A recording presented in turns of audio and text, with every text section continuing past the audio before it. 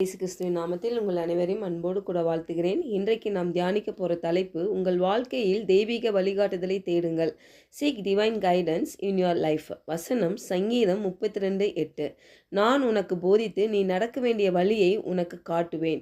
உன்மேல் என் கண்ணை வைத்து உனக்கு ஆலோசனை சொல்லுவேன்.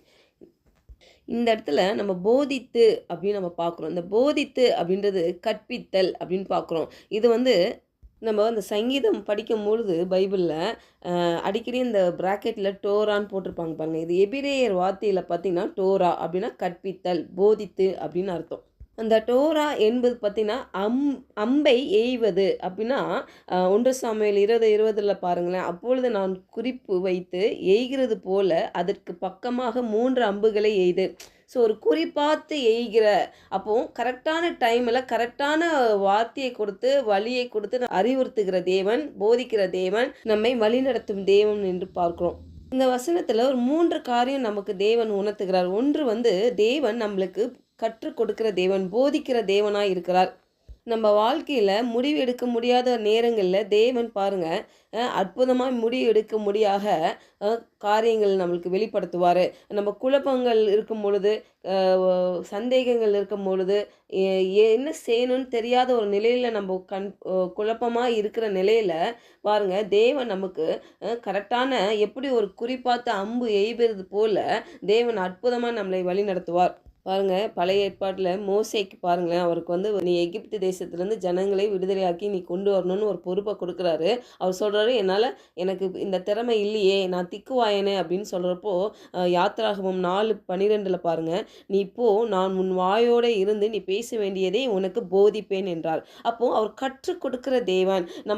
நம்ம நினைக்கலாம், நம்ம இதுக்கு திராணி இல்லை, இது என்னால் முடியாது, இதுக்கு நான் கரெக்டான ஆள் கிடையாது, இதை என்னால் செய்ய முடியாது அப்படின்னு நீங்கள் நினைக்கலாம். உங்கள் பலத்தை நீங்கள் நம்பலாம். ஆனால் இங்கே கர்த்தர் சொல்கிறாரு, நான் என் பலத்தோடு நீ போ, நான் உனக்கு போதிப்பேன், நான் உனக்கு கற்றுக் கொடுப்பேன் என்று சொல்லுகிறார். இதுக்கு உலகத்திலே பெஸ்ட்டு டீச்சர் யார் தெரியுமா? அவர் தான், பரிசுத்த ஆவியானவர் தான். நம்மளை அற்புதமாக வழிநடத்துவார். உங்கள் வாழ்க்கையில் நீங்கள் எந்த வழியில் போகணுமோ அந்த வழியில் போதுக்கு தேவன் அற்புதமாக உங்களை கூட்டிகிட்டு போவார், நீங்கள் அவரை சார்ந்து வாழும் பொழுது. இரண்டாவதாக, வழியை காட்டுகிற தேவன்.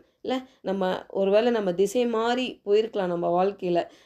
அந்த இடத்துல பாருங்கள், நம்ம லைஃப்பில் ஒரு போகிற டைரெக்ஷனில் நம்மளுக்கு சமாதானம் இல்லைன்னா கண்டிப்பாக அந்த வழி நமக்குண்டான வழி இல்லை, கண்டிப்பாக இல்லை.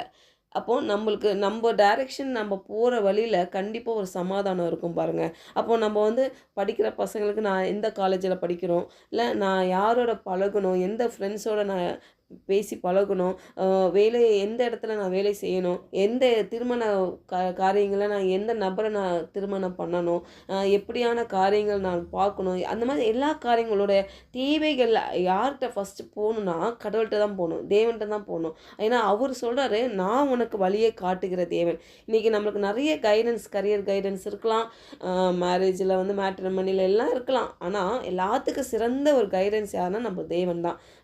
நம்ம காரியங்கள் நம்ம அவர்கிட்ட ஒப்புவிக்கும் பொழுது தேவன் அற்புதமாக நம்மளை வழி நடத்துவார் பாருங்கள். அந்த டைரக்ஷன் நம்மளுக்கு காட்டுவேன் என்று வாக்குரைக்கிறார். நீதிமொழிகள் 3:6 பார்க்கணும்ல, உன் வழிகளில் எல்லாம் அவரை நினைத்துக்கொள், அப்பொழுது அவர் உன் பாதைகளை செவ்வைப்படுத்துவார். அப்போது செவ்வைப்படுத்துகிற, நம்ம பாதையை கரெக்ட் பண்ணுகிற தேவன் நம்ம கூட இருக்கிறேன்னு சொல்கிறாரு. இப்போ நம்மளோட வேலை என்னதான், நம்ம போகிற வழியெல்லாம் தேவனை நினைத்து கொள்ள வேண்டும். நம்ம எந்த பாதையில் போகிறோமோ, ஒரு புது வாழ்க்கைக்குள்ளே நம்ம போகிறப்போ தேவன்கிட்ட கேட்டு, இல்லை அவர் கரெக்டாக லீட் பண்ணுவார் பாருங்கள். நம்ம ஒரு நம்பிக்கை வைக்கணும், அவர் மேலே விசுவாசிக்கணும் பாருங்கள். நம்ம வழியெல்லாம் அவரை நினைத்துக்கொள் என்று சொல்லுறது. அப்போ நம்ம பாதைகளை அவரை சரி பண்ணுகிற தேவன். இப்போ நான் என் பாதை சரியில்லை, நான் தவறான பாதையில் போயிட்டேன், ஆனால் இது எப்படி மீண்டு வர்றது எனக்கு தெரியல, கடவுள்கிட்ட கேளுங்க. தேவன் அவர் சொல்கிறாரு, நான் உன் வழியை செவ்வைப்படுத்துவேன். பரவாயில்ல, வந்துட்டியா, தெரியாமல் வந்துட்டியா, தப்பு பண்ணிட்டியா, பரவாயில்ல, நான் உன்னை மீட்டு கொள்ளுகிறேன், நான் உனக்கு கரெக்டான பாதையில் கரெக்டான டைரக்ஷனை உனக்கு காட்டுகிறேன் என்று சொல்லுகிறார். மூன்றாவதாக, என் கண்கள் உன்மேல் வைத்து உனக்கு ஆலோசனை சொல்லுவேன் என்று சொல்லுகிறார். இன்றைக்கி அநேக வேளையில் நம்மளுக்கு ஆலோசனை ரொம்ப முக்கியம் பாருங்கள். இந்த ஆலோசனை சொன்னால் யாரும் கேட்குறது இல்லை, ஏன்னா அது பிடிக்கிறது இல்லை. ஆனால் வசனம் சொல்லுது பாருங்கள், நீதிமொழிகள் 19:20, உன் அந்நிய காலத்தில் நீ ஞானம் உள்ளவனாக இருக்கும்படி ஆலோசனையை கேட்டு புத்திமதியை ஏற்றுக்கொள். இப்போ நிறைய வாலிப பசங்க பாருங்கள், கேட்குறது கிடையாது, பிடிக்கல. அட்வைஸ் பண்ண பிடிக்கல, கவுன்சிலிங் பண்ண பிடிக்கல, என் வழி தனி வழி அப்படின்ற மாதிரியே வாழ்ந்து கொண்டு இருக்கிறாங்க. ஆனால் தேவனுடைய வார்த்தை அப்படி சொல்லுது பாருங்க.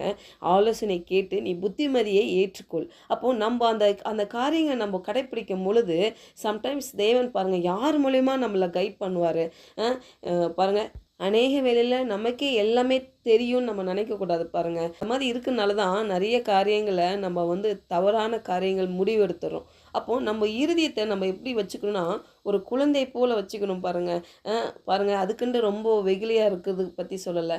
எப்படி இருக்கணும்னா தேவனுடைய வார்த்தைக்கு கீழ்ப்படியணும். அதுதான் இப்போ இந்த இடத்துல சொல்றதுல ஆலோசனையை கேட்டு புத்திமதியை ஏற்றுக்கொள். இப்போ உனக்கு ஒரு நல்ல புத்திமதி, உனக்கு ஒரு நல்ல எக்ஸ்பீரியன்ஸ் ஆள், வாழ்க்கையில் அனுபவசாலிகள், பெரியவங்க, பெற்றோர்கள், இல்லாட்டி ஆசிரியர்கள், இல்லாட்டி பாருங்கள் சபையில் சொல்லி கொடுக்குற போதகர்கள் இல்லை அவங்க மூலியமா கர்த்தர் பேசுவார் பாருங்க. அப்போ உங்களுக்கு ஒரு பொதுவான ஒரு ஆலோசனை சொல்லும் பொழுது அதை கடைப்பிடிக்கலாம். அப்போ இப்படி தான் தேவன் நம்மளை வழி நடத்துவார். அப்போ அவர் நம்ம மேல கண்ணை வைத்து நமக்கு ஆலோசனை சொல்லுவேன் என்று வாக்குரைக்கிறார். அப்போ இந்த வேலையில் நம்ம விட்டு கொடுப்போம். ஆண்டவரே அப்பா நீர் போதிக்கிற தேவனாக இருக்கீங்கப்பா, நான் கீழ்ப்படுகிறேன். ஆண்டவரே நீர் அப்பா என்னுடைய வழியை நீ காட்டுவேன் என்று சொல்லியிருக்கீங்கப்பா. ஆண்டவரே நான் திசையை மாறி நான் இருந்தாலும் என் வாழ்க்கையில் ஆண்டவரே அதை சீர்படுத்தி என் வழியை எனக்கு காட்டுங்க ஆண்டவரே. அப்போ என் மேலே கண்ணை வைத்து ஆண்டவரே எனக்கு ஆலோசனை சொல்லுங்கப்பா. நீங்கள் யார் மூலியமா கூட என்கிட்ட பேசுங்க ஆண்டவரே. அப்போ வேதத்தின் மூலியமாக பேசுங்க, சபை போதகர் மூலியமாக பேசுங்க. நீங்கள் எங்கே பேசினா நான் கேட்குறேன் ஆண்டவரே, நான் அதை ரிசீவ் பண்ணுகிறேன் ஆண்டவரே அப்படின்னு நம்ம ஒப்பு கொடுக்கும் பொழுது கண்டிப்பாக ஒரு பெரிய மாற்றத்தை நம்ம பார்க்க முடியும். ஜெபிக்கலாம். பரலோக தகப்பனே இந்த காலை வேளையில் எங்களோட நீர் இடைப்பட்டதுக்காக உமக்கு நன்றி செலுத்துகிறோம் கர்த்தாவே. ஆண்டவரே அப்பா நீர் எங்களுக்கு போதித்து வழிநடத்துகிற தேவனாக இருக்கிறீங்க அப்பா. ஆண்டவரே அப்பா நீர் கரெக்டான டைமில் கரெக்டான காரியங்களை நீர் சொல்லுகிறீர் கர்த்தாவே. பரிசுத்த ஆவியானோட சத்தத்தை கேட்க எங்களுக்கு உதவி செய்யுங்க. நாங்கள் எந்த வழியில் நடக்க வேண்டுமோ அந்த வழியை எங்களுக்கு காட்டுங்க ஆண்டவரே. ஒருவேளை எங்கள் வழிகள் தவறாக இருக்குமானால் ஆண்டவரே அதை சீர்படுத்துங்க ஆண்டவரே. எங்களை விட்டு கொடுக்குறோம் ஆண்டவரே. எங்கள் மேல் உங்கள் கண்ணை வைத்து எங்களுக்கு ஆலோசனை சொல்லுவீராக. நான் ஆண்டவரே அந்த ஆலோசனை கேட்டு ஆண்டவரே எங்கள் வாழ்க்கையில் நாங்கள் ஜெயம் பெற ஆண்டவரே அப்பா எங்கள் வாழ்க்கையில் தேவனுடைய திட்டம் நிறைவேற எங்களை விட்டு கொடுக்கிறோம். இயேசு நாமத்தினால ஜெபிக்கிறோம் நல்ல பிதாவே. ஆமென்.